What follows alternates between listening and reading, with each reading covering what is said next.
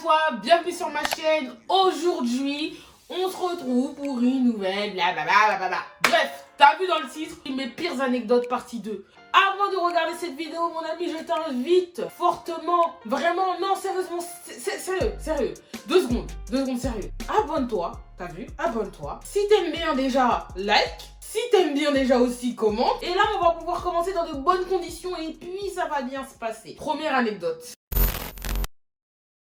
Les amis, dans mes pires anecdotes partie 1, j'ai parlé des clientes qui ont fait des trucs pas trop cool. Mais en vérité, laissez-moi vous dire que nous aussi les coiffeuses, nous ne sommes pas toutes blanches, non. Il nous arrive parfois de faire n'importe quoi. Comme vous l'avez vu, en tout cas j'espère, et si tu ne l'as pas vu, je t'invite à aller regarder ma vidéo sur mes chewing-gums à la place des ongles. J'aime beaucoup faire mes ongles. J'aime bien faire mes ongles, je les fais souvent, je les fais assez régulièrement, même si parfois ça correspond pas trop avec mon travail, mais bon, enfin je suis pas obligée, mais voilà, j'aime bien. Voilà, j'aime bien. Un jour avant, j'étais partie faire mes ongles. Et je me rappelle ce jour-là, je me suis dit, allez, fantaisie. Fais-toi des ongles bien longs. Fais des trucs bien longs, tu vois, genre comme ça. C'est bien beau, c'est bien long comme thème. Fais mes ongles, ça se passe bien. L'histoire n'est pas là. Ça, c'est juste une contextualisation pour que vous puissiez comprendre ce qui s'est passé. Il y avait une dame que je connaissais, donc une dame de ma ville, qui savait que je coiffais. Je crois qu'à cette époque-là, j'avais pas les réseaux, c'était vraiment que par un numéro de téléphone, contact. Donc elle m'appelle, la dame m'appelle et elle me dit ouais Hilary, voilà j'ai un événement samedi, enfin j'ai un événement, je crois qu'elle devait avoir peut-être un mariage ou un baptême. Elle me dit ouais j'ai un baptême et tout, ma fille, faudrait que tu la coiffes, absolument. Je n'aurai pas le temps d'emmener ma fille se faire coiffer, il faut que tu la coiffes. Voilà, je te demande rien de compliqué, juste tu vois tu te fais une petite coiffure de petite fille. Je crois qu'elle avait, je pense qu'elle devait avoir peut-être 6 ans par là. Donc moi, j'accepte, étant donné que le lendemain, parce que c'était le lendemain, je n'avais rien à faire. Du coup, j'accepte et tout. Je me rends dans son domicile, tranquillement. Elle me dit, bon, je te laisse avec ma fille, voilà, tu connais la maison. Si t'as faim, si t'as soif, allez, si tu vas aller manger, va manger. En attendant, coiffe ma fille, moi je vais faire les courses, je reviens. En tout cas, tu m'appelles quand t'as fini et moi je reviens. Je lui dis, ok, y a pas de souci. J'installe ma petite artillerie, j'installe mon peigne, j'installe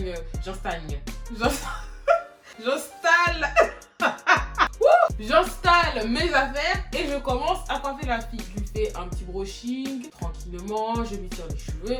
Arrivé au moment des tresses, j'y arrive pas. Non. Au moment où je dois commencer à tresser la petite fille, je n'y arrive pas. C'est-à-dire là, je commence à me dire, attends, comment tu vas faire? Là, je commence à tracer et tout. Je commence à avoir un peu des sueurs froides. Je me dis, attends, à tout moment, la mère, elle revient, elle me dit, tu fais quoi, là? Tu vois, genre, donc, trouve une solution vite. Donc, je commence à essayer de faire des traçages, des tresses plus ou moins grosses. Je vous dis, les amis, je n'y arrivais pas.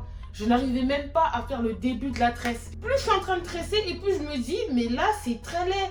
C'est pas beau ce que t'es en train de faire là, Hilary, genre. C'est pas sérieux, genre là, tu peux pas continuer comme ça. Les amis, j'ai continué. J'étais obligée de continuer.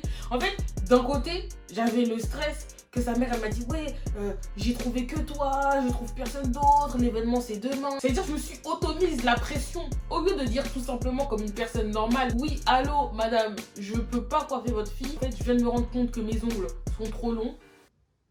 Au lieu de dire à la dame non, je peux pas coiffer ta fille parce que j'ai un problème, j'ai décidé de persister parce que je suis une fille très persévérante. Je termine de la coiffer et tout.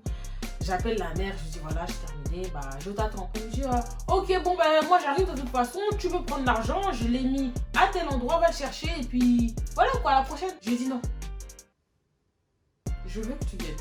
J'ai besoin que tu viennes. Du coup, elle arrive et pendant ce temps-là, je regardais la petite fille comme ça. Je me disais, mais est-ce que moi-même, je laisserais mon enfant porter ça sur la tête? Alors que j'ai pas d'enfant. La mère, elle arrive et tout. Elle rentre. Elle voit sa fille. Elle me regarde. Toujours, je rigole, mais j'ai si honte. J'ai vu dans son regard de la déception. Vraiment, il y avait de la déception. Il y avait de l'incompréhension. Il y avait du mépris, je crois aussi. Elle a dû dire, mais pourquoi t'es venue en fait? Tu vois, genre, carrément, ma fille était mieux avant que tu viennes. Je n'aurais pas pu accepter l'argent, donc je lui ai dit, je préfère pas prendre. Et dès que j'ai dit ça, elle a compris que j'avais un peu raté sa fille. Donc du coup, on est passé à autre chose. Cette histoire-là, c'est n'importe quoi. Quand on dit aux gens, mettez-vous à l'aise, il s'agirait d'oser, en fait. Parce qu'en fait, tu peux pas. Il y a des gens, quand tu leur dis mets-toi à l'aise, ils se mettent trop à l'aise. Et c'est exactement ce qui s'est passé dans cette histoire. C'est l'histoire d'un client que je n'avais jamais rencontré. En gros, c'était la première fois que je rencontrais ce client. Il habite ma ville et il voulait faire une coiffure sur Lox. Je pense qu'il a dû tomber sur mon Instagram, il a dû se dire allez, bon voilà, je vais prendre rendez-vous. Donc c'est parti. On se contacte via les réseaux sociaux. Donc moi je lui parle via mon Instagram.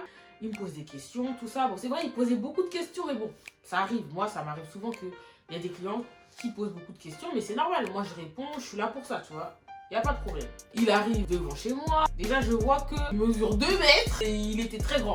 Genre, je pense qu'il devait faire un petit 1m80, je sais pas, 1m80. Peut-être 90, hein. Franchement, il y a moyen, 1m90, c'était très grand. En plus, déjà que moi-même, je suis petite. Je vois et tout, je me dis, bon, le monsieur est imposant. J'espère que ça va bien se passer. Parce que voilà, j'ai pas envie de mourir, en fait. Première question. Il me regarde droit dans les yeux et me dit, je peux enlever mes chaussures? Je lui dis, ah ouais, tu peux enlever tes chaussures, y a pas de problème, genre, je vais pas te dire non, enfin, enlève tes chaussures. Il s'assoit, commence à le coiffer, ça se passe plutôt bien. Sauf que je m'aperçois qu'il est très bavard. Il était particulièrement bavard et je trouve qu'il posait beaucoup de questions. Je commence à le coiffer et tout, et puis je le vois, il est un peu contracté, genre il ose pas trop faire les gestes qu'il veut prendre. Par exemple, à un moment donné, il pose son téléphone sur la table, il ose pas me dire, attends, je vais prendre mon téléphone. Du coup, je lui dis, mais t'inquiète, mets-toi à l'aise. Mets-toi à l'aise. Mets-toi à l'aise. Tu vois, y a pas de problème. Ne dites plus jamais ça aux gens. Il y a des gens, ils vous prennent au mot. Donc du coup, je commence à le coiffer. Il s'arrête, genre, il est en train de faire son téléphone, il s'arrête d'un coup. Moi, ça me surprend, du coup, je m'arrête aussi. Il retourne vers moi comme ça. Moi, je le regarde. Il me dit, je peux enlever ma veste? Je lui dis, bah ouais, enlève ta veste. Parce que j'ai un peu chaud là en fait. J'ai chaud, je peux enlever ma veste. Et je dis, bah ouais, vas-y. Parce que enlève ta veste, y'a pas de problème. Je vais pas t'empêcher d'enlever ta veste quand même. Du coup, il enlève sa veste. Je continue à le coiffer, tout ça. Je le coiffe et tout. Il s'arrête encore. Je le regarde. Parce que je m'arrête aussi. Il me dit, je peux enlever mon pull. Je dis, bah. Vas-y. Enlève ton pull, y'a pas de problème. Il enlève sa veste, il enlève son pull. Il lui restait du coup un petit Marcel, je sais pas si vous voyez un petit Marcel. En gros, c'est les petits t-shirts dessous de vêtements là, les petits t-shirts tout fins là. Donc du coup, je continue à le coiffer et tout ça. Mais vous savez déjà, vous le sentez venir. Il s'arrête encore. Dans la tête, je me dis non. Il est pas fou, il va pas me demander. Il s'arrête, il me regarde. Je dis, je peux enlever mon t-shirt? J'ai dit non. Non, là, non. Non. Allez, non, là, non. Là, non. Je suis gentille. Tu me dis, t'enlèves ton manteau, t'enlèves ta veste. Je te dis, ok. Maintenant, tu veux retirer ton t-shirt.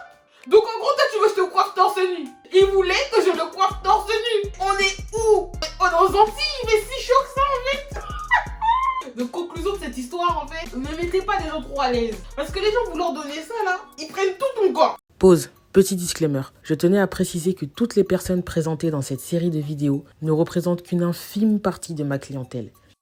C'est la fin de la vidéo, merci à toi d'avoir regardé jusqu'au bout. N'hésite pas à commenter, à liker, à partager et à me donner plein d'amour sur mes réseaux sociaux en me suivant. Je te mets mon Instagram ici, là, en bas, je sais pas où tu veux, peut-être en description. En tout cas, c'est là-bas que ça se passe, c'est là-bas qu'on communique, qu'on interagit. Et puis on se dit à la prochaine pour une prochaine vidéo. Bisous. Mouah. Baby, you don't know what you do to me, between me and you.